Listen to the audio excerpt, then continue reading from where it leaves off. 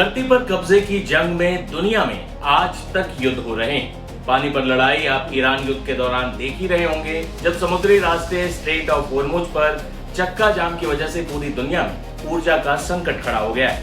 लेकिन लगता है इंसानों का जमीनी लड़ाई से मन नहीं भरा है, तो अब जंग है चांद पर कब्जे की। जी हाँ, सुनकर हैरान मत होइए, अब दुनिया के दो सबसे ताकतवर मुल्कों के बीच अगली होड़ की वजह है कि कौन करेगा चांद पर कब्जा। चीन और अमेरिका के बीच इसको लेकर क्या स्पेस वॉर जैसी सिचुएशन आने वाली है, ये सब जानेंगे हम इस वीडियो में।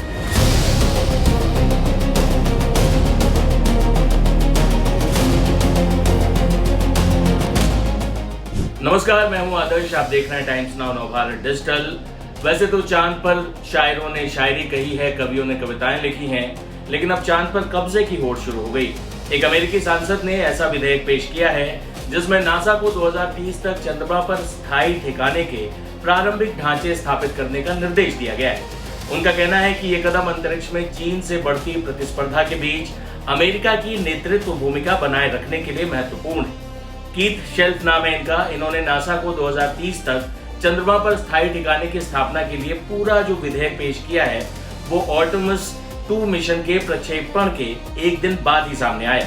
ये मिशन 5 दशकों से अधिक समय में पहली मानव युक्त उड़ान है जो चंद्रमा की कक्षा तक गई।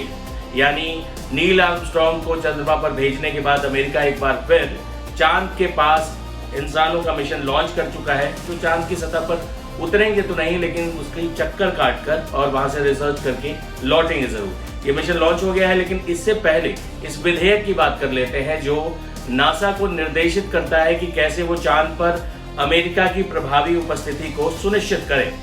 इस विधेयक का उद्देश्य है कि अमेरिकी अंतरिक्ष कानून में संशोधन हो और 31 दिसंबर 2030 तक प्रारंभिक ठिकाना स्थापित करने की समय सीमा भी इसमें तय कर दी गई। कीथ शेल्फ ने कहा कि कल रात अमेरिका ने दुनिया को याद दिलाया कि हम पृथ्वी के सबसे महान अंतरिक्ष यात्री हैं, लेकिन जश्न मनाना कोई रणनीति नहीं। अगर हमें अंतरिक्ष में अपने नेतृत्व की भूमिका बनाए रखनी है तो हमें चंद्रमा पर स्थायी रूप से मानव उपस्थिति सुनिश्चित करनी होगी। अब इस विधेयक में जो इन्होंने पेश किया है उसमें क्या है वो भी बता देते हैं। इस विधेयक के मुताबिक नासा प्रशासन को चंद्रमा के दक्षिणी ध्रुव पर प्रारंभिक बुनियादी ढांचा स्थापित करना होगा। यह क्षेत्र जल बर्फ की मौजूदगी के कारण रणनीतिक रूप से महत्वपूर्ण माना जाता है, जिसे रॉकेट ईंधन में बदला जा सकता है। साथ ही यहाँ पर हीलियम 3 और दुर्लभ खनिज भी पाए जाते हैं। सेल्फ ने इस मिशन को आर्थिक और रणनीतिक दोनों दृष्टियों से महत्वपूर्ण बताया है।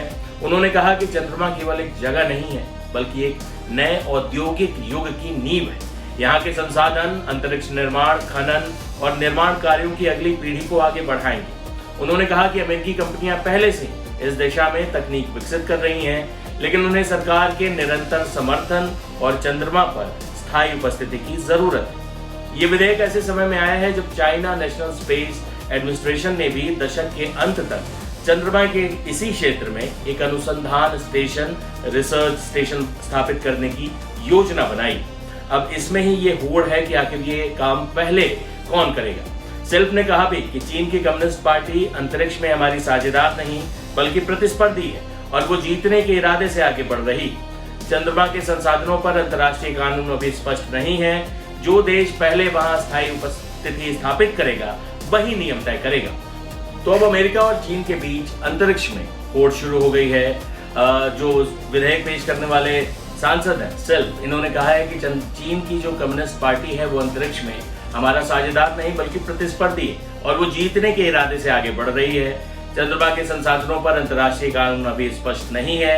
जो देश पहले वहां स्थायी उपस्थिति स्थापित करेगा वही नियम तय करेगा। आर्टेमिस 2 मिशन में 4 अंतरिक्ष यात्री ओरियन स्पेसक्राफ्ट के जरिए चंद्रमा के पास से गुजरेंगे।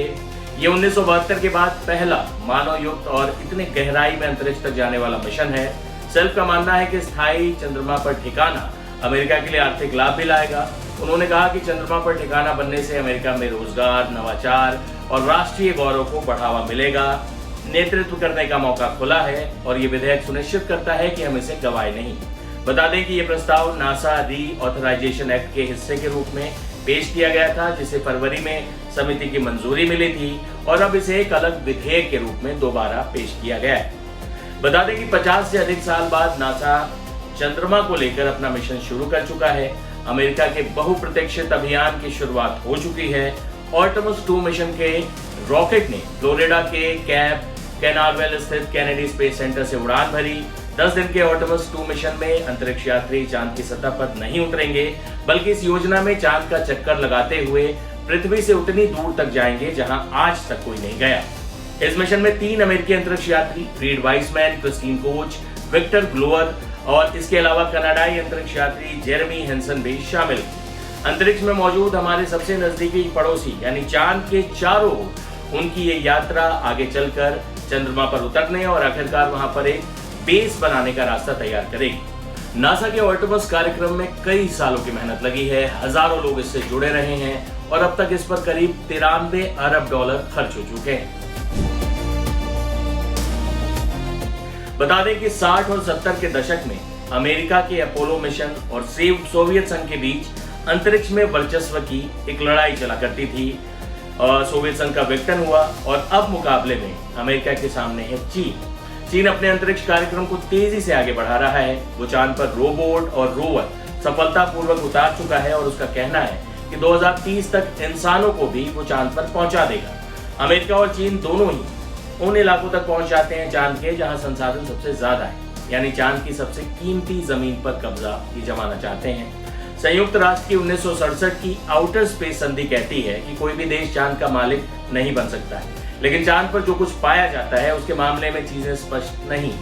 ब्रिटेन की पहली अंतरिक्ष यात्री डॉक्टर हेलन शर्मन कहती हैं कि संयुक्त राष्ट्र की संधि ये जरूर इंश्योर करती है कि आप जमीन के किसी टुकड़े के मालिक नहीं बन सकते, लेकिन असल में आप उस जमीन पर बिना किसी दखल के काम कर सकते हैं। तो इस वक्त सबसे बड़ी बात यही है कि आप अपनी जमीन का हिस्सा किसी तरह घेर लें चांद पर और उसका इस्तेमाल करते रहें। एक बार आप वहां पहुंच गए तो जब तक चाहे वो हिस्सा आपके पास ही रहेगा। बहरहाल जमीन की जंग तो हम इंसान संभाल नहीं पा रहे हैं। ऐसे में अंतरिक्ष और चांद पर अगर जंग हुई तो सोचिए क्या अंजाम होगा।